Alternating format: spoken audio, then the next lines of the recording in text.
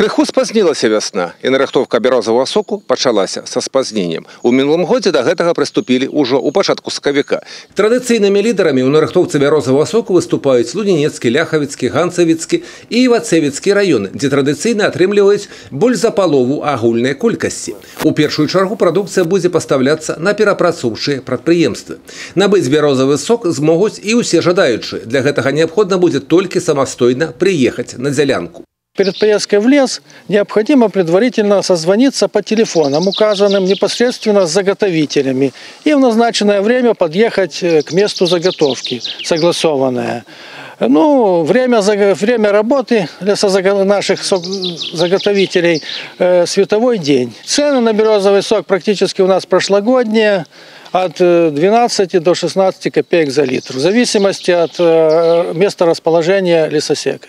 Усяго ў гэтым сезоне насельніцтву плануецца рэалізаваць каля 1000 тонн лясной прадукцыі. Адзінае, што не рэкамендуюць спецыялісты, дык гэта займацца самавольнай нарыхтоўкай соку. Штрафы, якія можна заплаціць, ніяк не апраўдаюць затрачанага часу і сіл, а па кішэні даволі моцна ўдараць.